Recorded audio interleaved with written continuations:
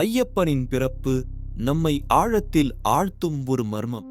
சபரிமலை ஐயப்ப சுவாமியை பற்றி கேள்விப்பட்டிருப்பீர்கள். ஆனால் அவருடைய பிறப்பின் ரகசியம் என்னவென்று தெரியுமா? வேறு எந்த கடவுளுக்கும் இல்லாத ஒரு தனித்துவமான பிறப்பு அவருடையது.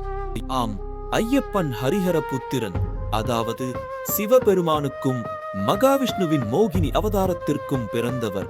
ஆற்கடலை கடையும் போது அமுதம் அசுரர் கைக்கு செல்லாமல் காக்க விஷ்ணு மோகினி உருவம் எடுத்தார். அந்த மோகினி வடிவத்திற்கும் சிவபெருமானுக்கும் பிறந்தவரே ஐயப்பன். இந்த அற்புதமான பிறப்பு அறத்தையும் அன்பையும் நிலைநாட்ட நிகழ்ந்தது. மகிஷி என்ற அசுர சக்தியை அழிக்கவே ஐயப்பன் அவதரித்தார். இவருடைய பிறப்பே சிவனும் விஷ்ணுவும் ஒன்றே என்ற தத்துவத்தை உணர்த்துகிறது. அனைத்து சக்திகளும் ஒன்றிணைந்த வடிவமாக ஐயப்பன் திகழ்கிறார். உலகை காக்கும் பொருட்டு வெவ்வேறு வடிவங்களில் இறை சக்திகள் வெளிப்படும் என்பதன் அடையாளமே ஐயப்பனின் பிறப்பு. இன்னும் ஒன்று, ஐயப்பனின் வரலாற்றில் மறைந்துள்ள இன்னொரு ரகசியத்தை கண்டுபிடிக்க தயாரா?